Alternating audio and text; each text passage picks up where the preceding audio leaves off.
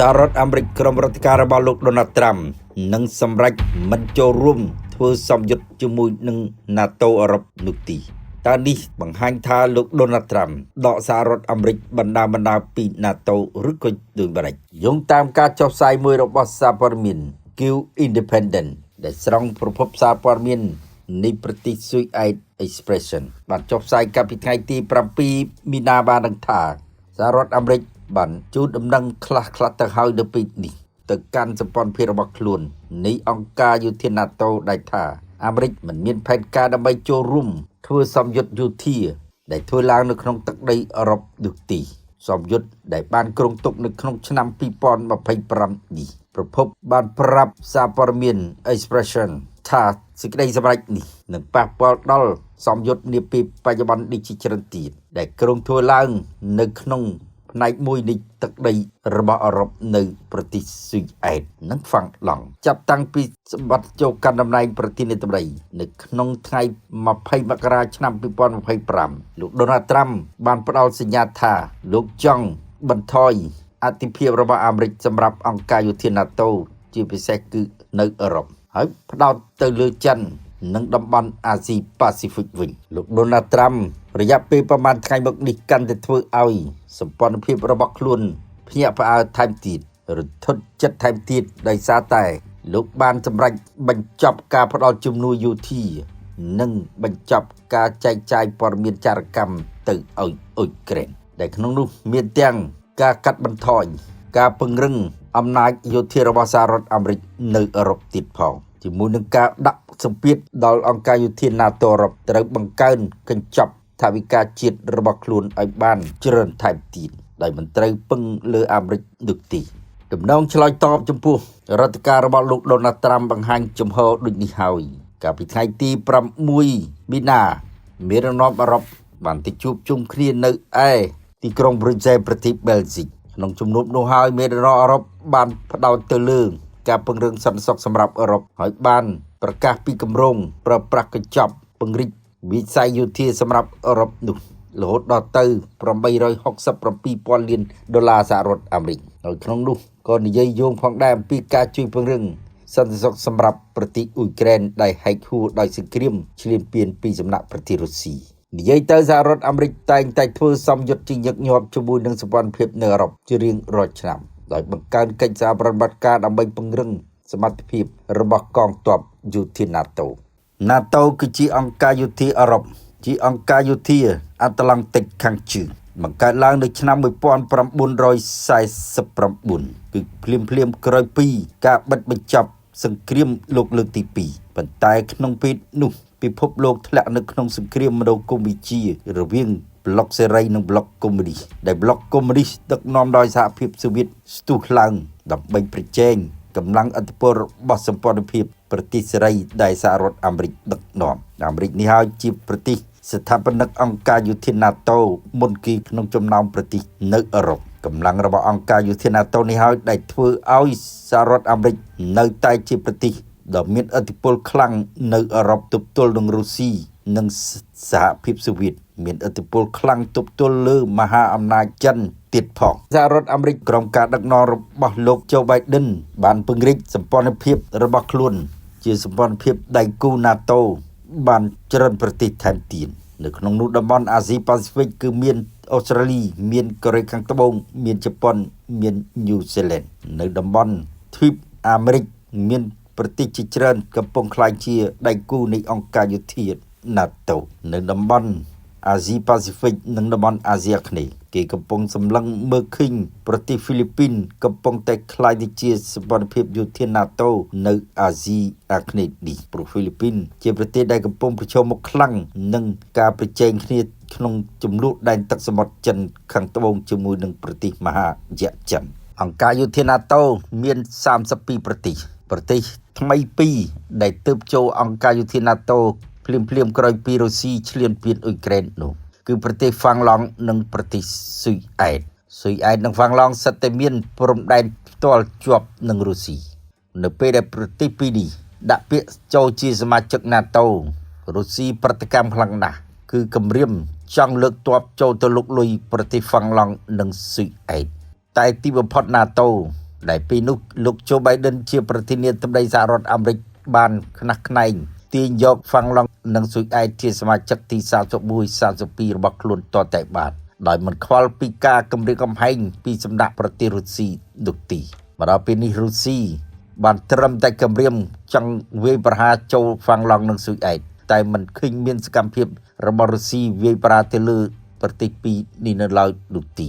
ដល់ហើយរដ្ឋការរបស់លោក Donald Trump ចូលមកដល់វាហួសពេលហើយដែលប្រទេសពីរនេះព្យាយាមកាន់គោលនយោបាយយុទ្ធអភិក្រិតនោះបានក្លាយទៅជាសមាជិក NATO ក្នុងស្ថានភាពបែបលោក Donald Trump មើលឃើញថាអឺរ៉ុបត្រូវតែពង្រឹងសន្តិសុខរបស់ខ្លួនប៉ុន្តែអ្នកសង្កេតការណ៍មើលឃើញថាវាជារឿងផ្សេងទៀតទេដែលលោក Donald Trump បង្ហាញចំហបន្ថយការគ្រប់គ្រងរបស់ខ្លួនទៅលើសម្ព័ន្ធភាពយោធានៅអឺរ៉ុបនេះដូច្នេះបានជាមានការចោទសួរថាតើលោក Donald Trump ធ្វើដូចនេះតើលោក Donald Trump កំពុងតែបោះជំហានទាញសហរដ្ឋអាមេរិកចេញពី NATO ឬក៏ដូចម្តេចការវិថ្មីនេះសម្ព័ន្ធភាពរបស់លោក Donald Trump ដ៏មានឥទ្ធិពលគឺមហាសេដ្ឋី Elon Musk បានមហាសាលលើបណ្ដាញសង្គម X របស់លោកដោយអះអាងថា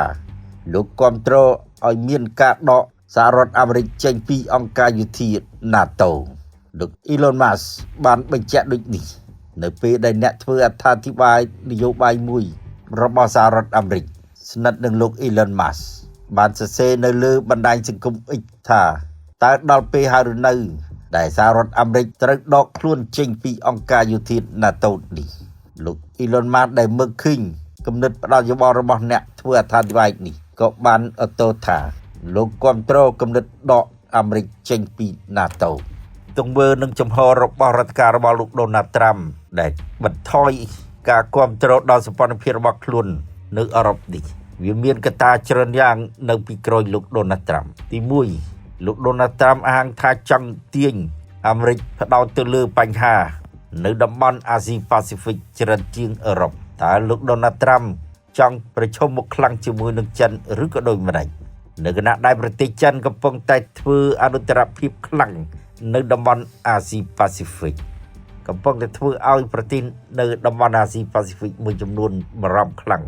ដោយសារតែចំនួនដែនទឹកសមុទ្រនៅសមុទ្រចិនខាងត្បូងសមុទ្រចិនខាងកើតហើយចិនកំពុងតែសម្លឹង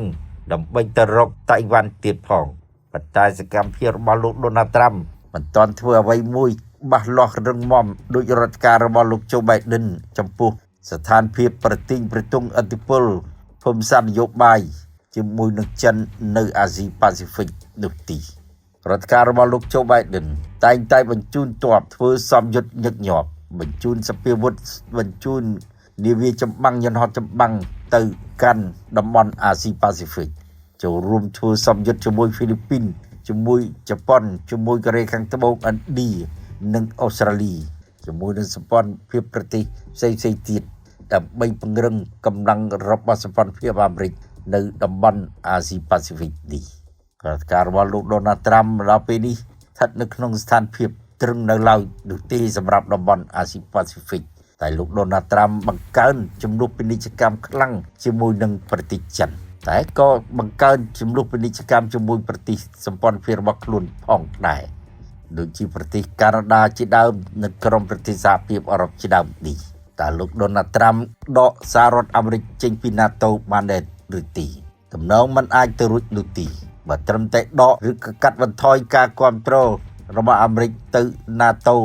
រឿងនេះអាចធ្វើទៅបានប៉ុន្តែរឿងដែលដកខ្លួនចេញពី NATO គឺ Donald Trump ទំនងមិនហ៊ានសម្រេចនោះទេគឺមិនហ៊ានសម្រេចដោយការចង់ឃើញរបស់លោក Elon Musk នោះទេព្រោះលោក Donald Trump ត្រូវតែគិតអំពីការចាប់ប្រកាន់របស់សមាជិកសភាមកពីបកប្រជាធិបតេយ្យហើយក៏អាចចូលរួមផងដែរពីសមាជិកសភានៃគណៈបកសាធារណរដ្ឋរបស់លោកបើលោក Donald Trump ដកសហរដ្ឋអាមេរិកចេញពី NATO សមាជិកសភាទាំងពីរគណៈបកនេះគេនឹងអាចប្រើប្រាស់វិធានការ impeachment ទៅលើលោក Donald Trump impeachment គឺជាបទចោទមួយទម្រង់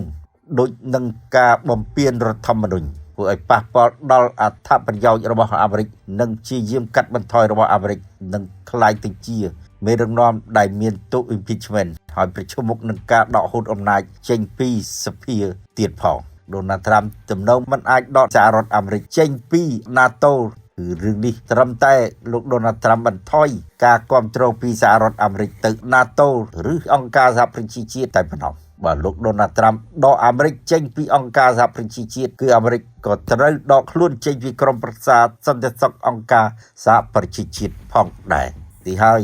ដែលទីប្រឹក្សារបស់លោកដូណាល់ត្រាំនឹងខាត់លោកដូណាល់ត្រាំមិនឲ្យប្រើប្រាស់វិធានការដែលខុសនឹងគោលការណ៍មហាអំណាចអាមេរិកនោះទេតែយ៉ាងណាចំពោះលោកដូណាល់ត្រាំដែលកំពុងតែដាក់វិធានការដកខ្លួនចេញពីការធ្វើសម្យុទ្ធយោធា NATO នៅអឺរ៉ុបនេះអឺរ៉ុបយ៉ាងហោចណាស់បានត្រឹមតែសម្ដែងការសោកស្ដាយតែប៉ុណ្ណោះប៉ុន្តែអឺរ៉ុបមិនបោះបង់ចោលអំពីទូនីតិរបស់ខ្លួនដើម្បីពង្រឹងខ្លួនឯងនោះទេអឺរ៉ុបដឹងហើយថារយៈពេល4ឆ្នាំនេះរបស់លោកដូណាល់ត្រាំបន្តកាន់អំណាចបាន4ឆ្នាំទៅមុខទៀតអឺរ៉ុបត្រូវតែស៊ូទ្រាំដើម្បីពង្រឹងខ្លួនឯងជាមួយនឹងការចុះខ្សោយពីការពង្រឹងសហប្រតិបត្តិការនិងយោធាសម្រាប់សន្តិសុខអឺរ៉ុបពីរដ្ឋការរបស់លោកដូណាល់ត្រាំ